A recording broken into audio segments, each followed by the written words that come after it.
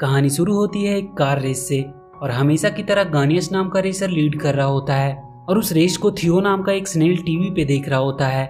उसका भी हमेशा से सपना था कि वो भी एक दिन एक रेसर बनेगा। वो गानियस को ही अपना आइडल मानता था। उसे जब भी मौका मिलता वो उसका इंटरव्यू सुनता था।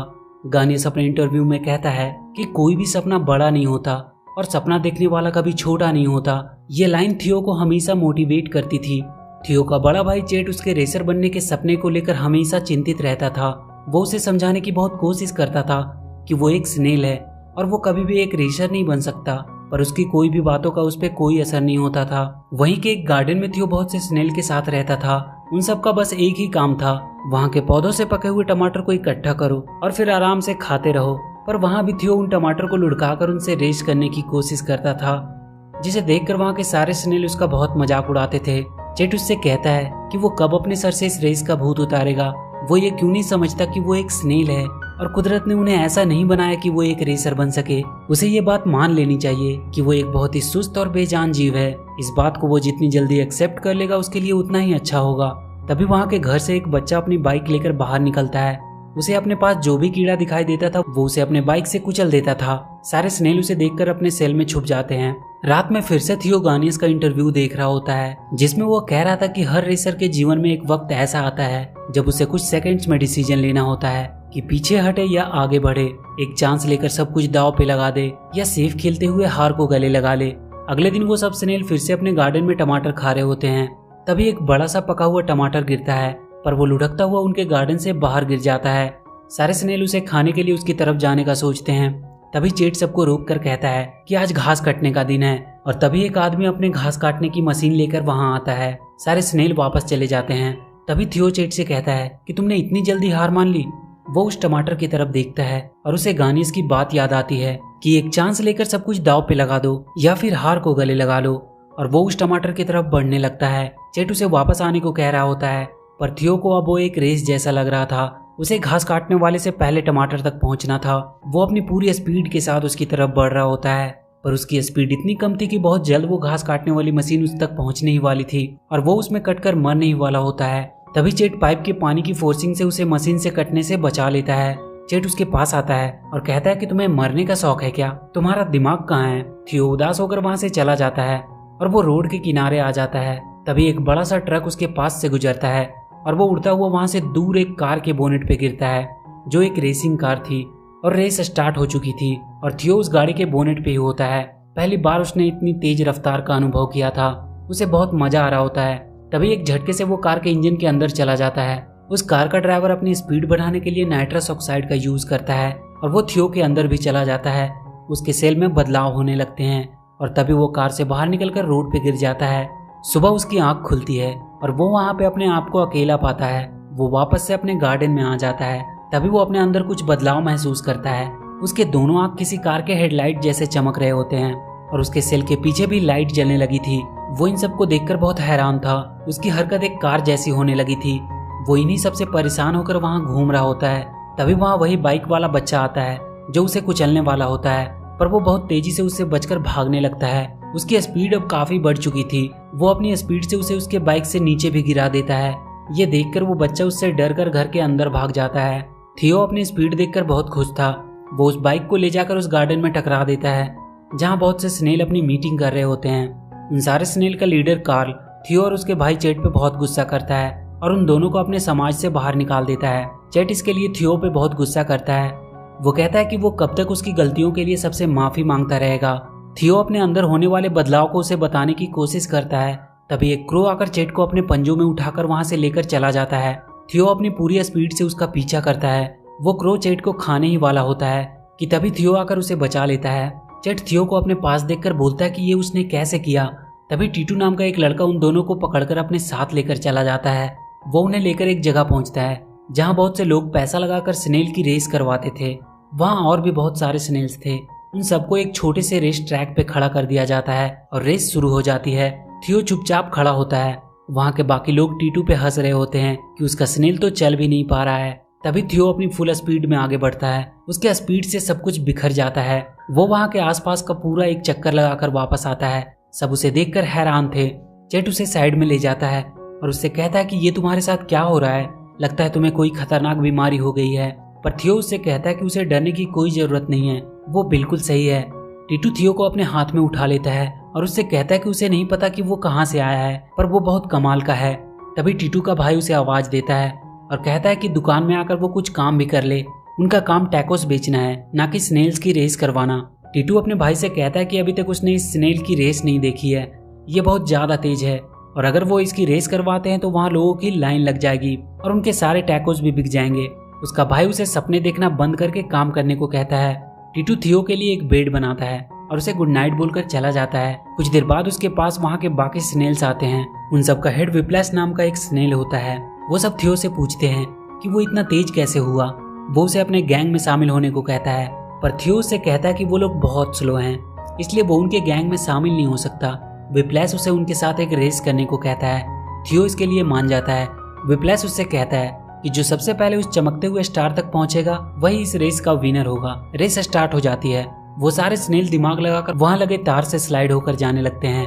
थियो अपनी पूरी स्पीड से उनके पीछे जाता है और बहुत जल्द उनसे आगे भी निकल जाता है, पर वो वहां के तार के अंत में घूमता ही रह जाता है और बाकी के स्नेल उससे पहले स्टार तक पहुंच जाते हैं।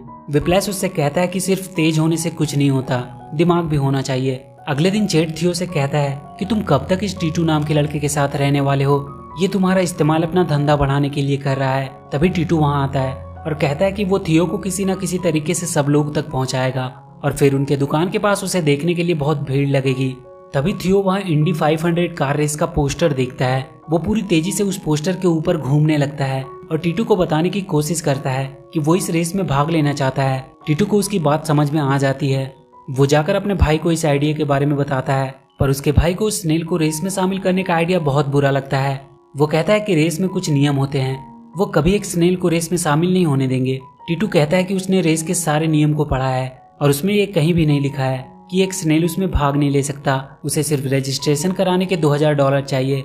ये सुनकर उसका भाई उससे कहता है कि उसने इतनी मेहनत से ये पैसे जमा किए हैं और वो इसे ऐसे ही बर्बाद होने नहीं दे सकता है। टीटू उसे समझाने की कोशिश करता है कि लाखों लोग उस रेस को देखेंगे और उसके वजह से उनका दुकान भी फेमस हो जाएगा, पर उसका भाई उसकी बात नहीं मानता है। टीटू वहाँ के आसपास के दुकान वालों को पैसे देने के लिए मनाने की कोशिश करता है। वो उन्हें एक प्रेजेंटेशन बनाकर बताता है कि कैसे उस स्नेल के रेस में हिस्सा लेने से उनकी दुकान पे बहुत से लोग आने लगेंगे और उनका यह स्टारलाइट प्लाजा एक सुपर मार्केट बन जाएगा।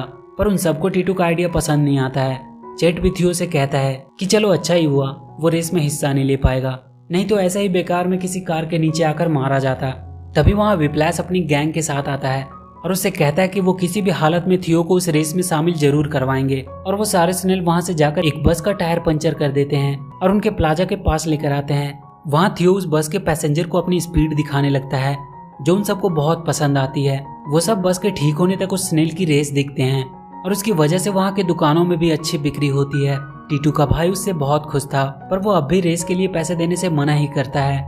पर वहाँ के बाकी दुकान के लोग उसे पैसे दे देते हैं और कहते हैं कि उन्हें उस पर पूरा भरोसा है। टीटू उन सबको लेकर रेस में हिस्सा लेने के लिए निकल जाता है। वो अपने भाई का रखा हुआ पैसा भी ले लेता है और उसे सॉरी कह देता है। टीटू रास्ते में थियो का रेसिंग नाम रखने के बारे में सोच रहा होता है। तभी वो सारे स्नेल उसे टर्बो नाम का आइडिया देते हैं और वो सब थियो का नाम टर्बो रख देते हैं। सब थियो को रेस के लिए तैयार करने लगते हैं। अगली सुबह वो सब उस जगह पे पहुंच जाते हैं जहाँ इंडी 500 चैंपियनशिप होने वाली थी। थियो वहाँ रेस ट्रैक पे तेज तरार दौड़ती गाड़ियों को देखकर बहुत ज्यादा एक्साइटेड हो जाता है। टीटू वहाँ के रजिस्ट्रेशन ऑफिस जाता है और कहता है कि उसके पास एक ड्राइवर है जो रेस में हिस्सा लेना चाहता है। वहाँ का इंचार्ज उससे कहता है कि पहले उसे रेसिंग टेस्ट पास करनी होगी, तभी वो रेस में हिस्सा ले सकते हैं। टीटू से कुछ घूस देकर काम कराने की कोशिश करता है, पर वहाँ के आदमी उसे उठाकर ऑफिस से बाहर कर देते हैं। बाहर गानियस से सारे रिपोर्टर्स सवाल कर रहे होते हैं। तभी थियो टीटू को घसीटता हुआ गानियस के पास ले जाता है और वो उसे कुछ आइडिया देता है। टीटू उन सबके सामने थियो के बारे में बताने लगता है कि यही है इस रेस का अगला विनर। सब एक स्नेल को देखकर हंसने लगते हैं। टीटू थियो को ट्रैक पे उतार देता है। थियो अपनी पूरी स्पीड के साथ रेसिंग टेस्ट देने लगता है।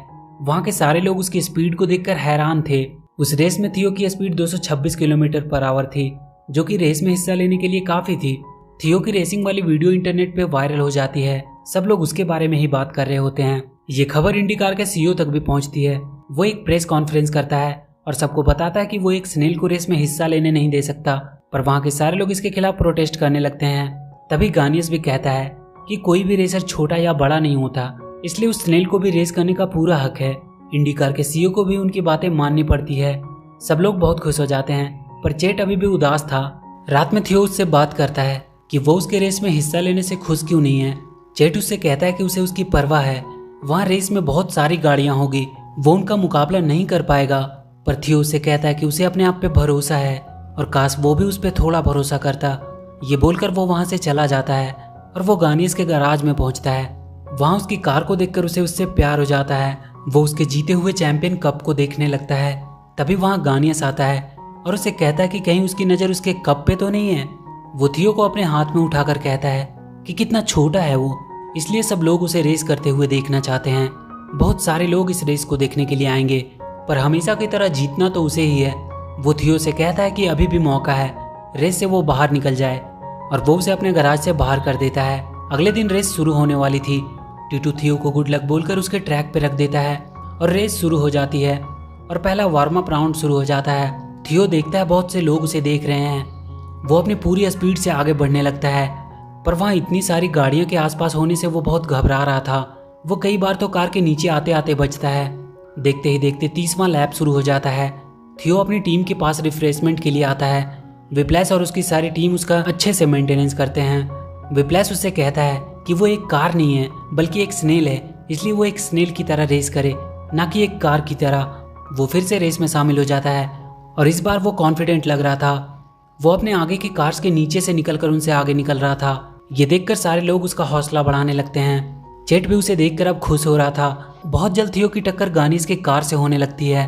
दोनों एक दूसरे से आगे निकलने की कोशिश कर रहे होते हैं, पर तभी आगे निकलने के चक्कर में ट्रैक पे पड़े टायर के कुछ टुकड़ों से टकराकर थियो वहाँ की रेलिंग से जाकर टकरा जाता है। उसे बहुत चोट आती है, उसका सेल भी डैमेज हो जाता है। टीटू और उसके लोग उसे रेस से बाहर कर देने को कहते हैं, क्योंकि अगर एक और चोट लगी तो ये बर्दाश्त नहीं कर पाएगा और इसकी जान भी जा सकती है। पर थियो को अब वो सारी गाड़ियाँ एक टमाटर जैसी लगने लगती है और वो अपनी पूरी स्पीड के साथ रेस में आ जाता है और बहुत जल्द वो गानिस के कार के पास पहुंच जाता है। बीच बीच में उसका पावर खत्म हो जा रहा था, पर वो हार नहीं मानता है और वो बहुत जल्द गानिस के कार से भी आगे निकल जाता है। फाइनल लैप अब शुरू हो चुकी थी और थियो सबसे आगे चल रहा होता है। गानिस उससे किसी भी हालत में आगे निकलने की कोशिश करता है और इसी चक्कर में वो भी उन टायर के टुकड़ों की तरफ चला जाता है और उसकी कार आउट ऑफ कंट्रोल हो जाती है। पर वो अपने हाथ से थियो का सेल के ऊपर का हिस्सा निकाल देता है। सारी कार्स वहाँ गानिस के एक्सीडेंट से ट्रैक पे ही रुक जाती है। थियो भी घायल होकर वहीं गिरा था। उसका सेल टूट चुका था। वो अब आगे नहीं बढ़ पा रहा था, पर वो अपने मंजिल के इतने करीब आकर हार नहीं मानना चाहता था। वो अपनी धीमी स्पीड से ही आगे बढ़ने लगता है।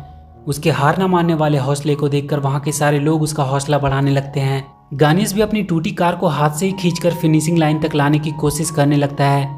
वो किसी भी हालत में थियो को रोकने की कोशिश करता है, पर थियो सेल के अंदर घुसकर लुढ़कता है और फिनिशिंग लाइन को पार कर जाता है। वो ये रेस जीत चुका था। सारे लोग बहुत खुश हो जाते हैं। थियो को चैंपियन कप दे दी जाती है।